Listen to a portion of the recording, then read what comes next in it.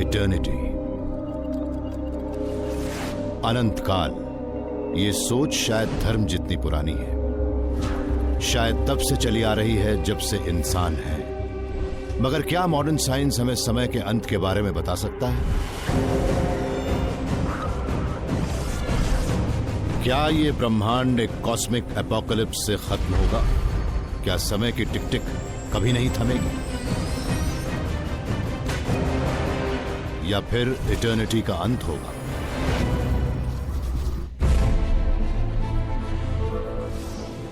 Space, समय और खुद जिंदगी, ब्रह्मांड के ये रहस्य हम जानेंगे थ्रू द वर्म होल।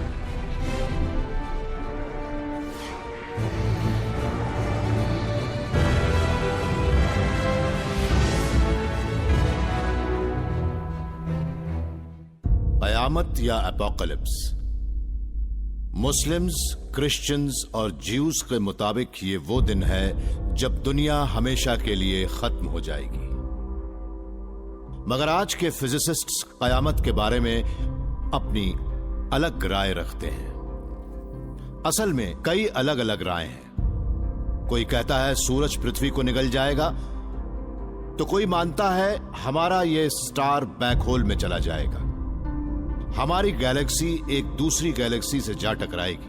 मगर तब क्या होगा जब सब कुछ कयामत में खत्म हो जाएगा और समय भी विलुप्त हो जाएगा?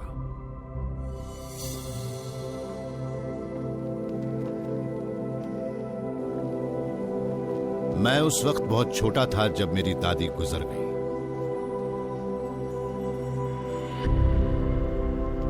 सूरज रोज निकलता था और डूबता था, मौसम भी बदल रहे थे।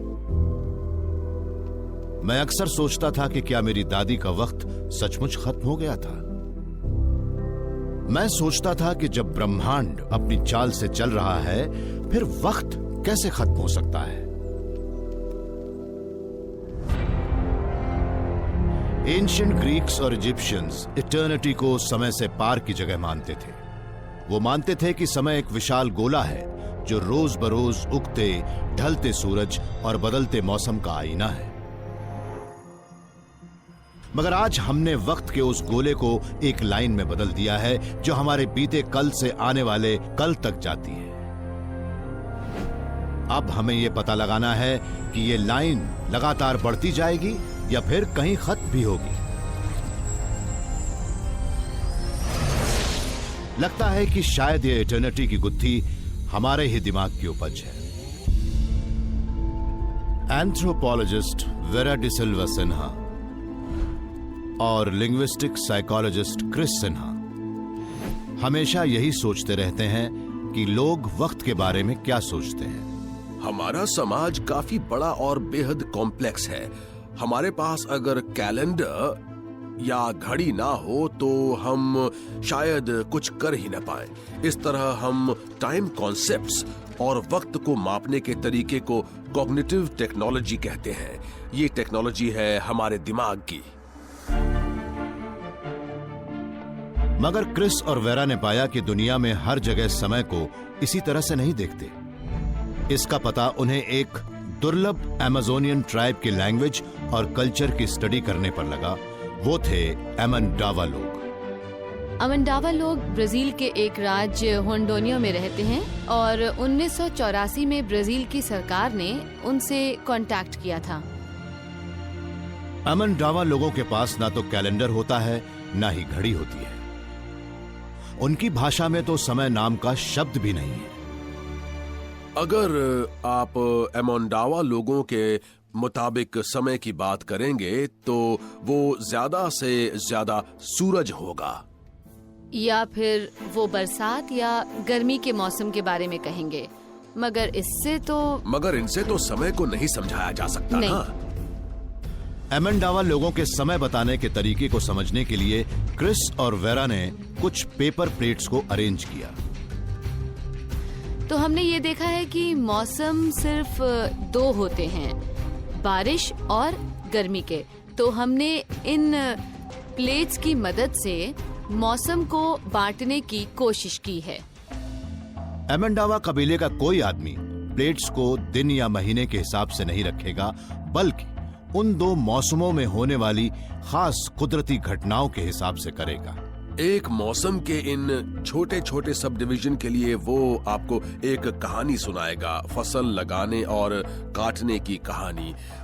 ये भी बताएगा कि उस वक्त कौन से फल पकते हैं और उस वक्त जंगल में क्या होता है, नदी का पानी बढ़ता है या घटता है, मतलब इस तरह की बातें। हाँ। समय को मापने का यह तरीका किसानों के लिए तो सही लगता है, मगर हमारे इंडस्ट्रियलाइज्ड कल्चर्स में एक ज्यादा रिजिड सिस्टम ने अपनी जगह बना ली है। हम शायद 7 प्लेट्स लगाएं, हफ्ते के हर दिन के लिए एक प्लेट, या फिर हम दिन को घंटों में बांटकर उनसे एक गोला बना दें। मगर एमंडावा लोग इन घटनाओं को कभी एक खास शेप में अरेंज नहीं करते हैं। उन्हें घटनाओं की शेप से कोई खास मतलब नहीं है, उन्हें फिक्र है हर घटना के कंटेंट की। वो समय को एक स्पेशल डायमेंशन जैसा नहीं मानते हैं। वो ये नहीं मानते हैं कि समय एक लाइन है जिसमें एक फ्यूचर है जिसके बारे में हमें सोचना है और एक पास्ट है जिसे हमें पलट कर देखना है। हम अक्सर ये कहते हैं कि हम अपने बचपन में झांकते हैं, मगर अमंडावा लोग अपने बचपन में नहीं झांकते। वो कहते हैं कि हम कभी छोटे थे, हमारा बचपन था, अब उसे क्या देखना। तो एमंडावा उस लाइन को नहीं देखते जिसमें उनका जीवन कल से आज में आया है, मगर वेस्टर्न कल्चर्स में हम अपनी जिंदगी की इस टाइम ज्योमेट्री को पूरी तरह से मानते हैं। एक इंसान की जिंदगी भी एक लाइन जैसी होती है जो जन्म से मौत तक जाती है। उस लिहाज से हम ये भी मानते हैं कि हमारे ब्रह्मांड की भी एक टाइम लाइन है। उसका जन्म भी 1400 करोड़ साल पहले बिग बैंग से हुआ था और वो दिन भी आएगा जब वो खत्म हो जाएगा। ब्रह्मांड के जन्म से पहले कोई समय नहीं था और जिस दिन कयामत के बाद वो खत्म होगा उस दिन वक्त भी थम जाएगा। थियोरेटिकल फिजिसिस्ट फोर्टिनी मार्कोपोलो एमंडावा लोगों की तरह ये बात नहीं मानती। अगर हम ये कहते हैं कि समय का अंत होगा, तो ये भी कहना पड़ेगा कि उसकी शुरुआत हुई थी। ये बात भी जन्म और मौत जैसी ही है। अगर जन्म नहीं होगा तो मौत कैसे होगी? मुझे कोई ये बता सकता है कि अगर समय नहीं था तो फिर वो आया कहाँ से?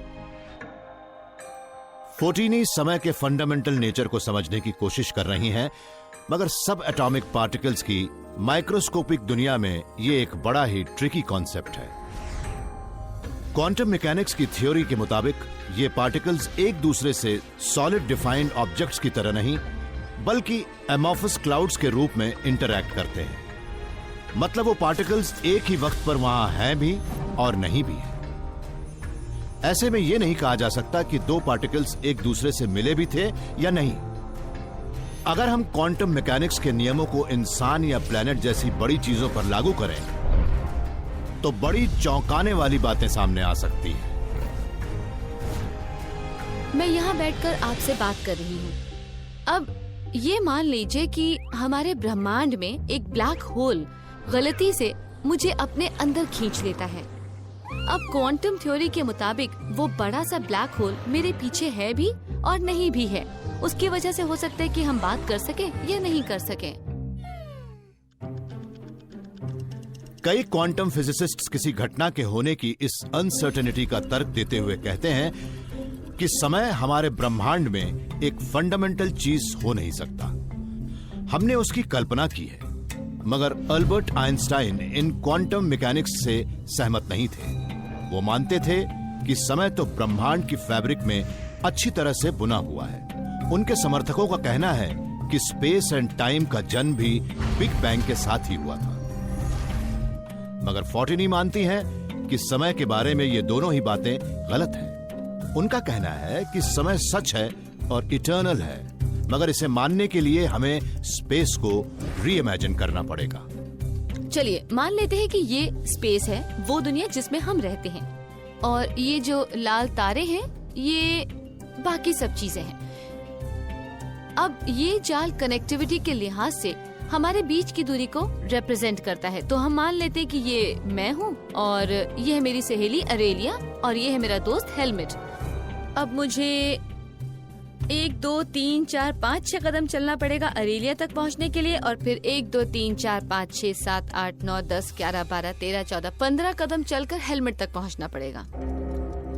मगर बिग बैंग के बाद स्पेस का जाल इस तरह से नहीं फैला था। मुमकिन है कि जब ब्रह्मांड बना था तब मैं हेलमेट से सिर्फ 1 कदम की ही दूरी पर रही हूँ, और ये दोनों तब मिले जब सब कुछ एक दूसरे से इस तरह से मिल गया था। उस बेहद गर्म और डेंस बिग बैंग के बाद सब कुछ सिमटकर एक पॉइंट पर आ गया था।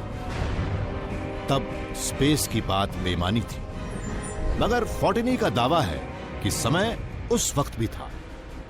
अगर हम स्पेस को भी हटा दें तो समय को नहीं हटा सकते। समय तो पहले भी था और वो हमेशा के लिए रहेगा भी। अगर फोर्टिनी सही है तो जाहिर है वक्त कभी नहीं थमेगा। मगर एक साइंटिस्ट को इटर्नल यूनिवर्स की बात हजम ही नहीं हो रही। उनका कहना है कि अगर वक्त खत्म ही नहीं होगा तो फिर हमारे वजूद का कोई मतलब ही नहीं है।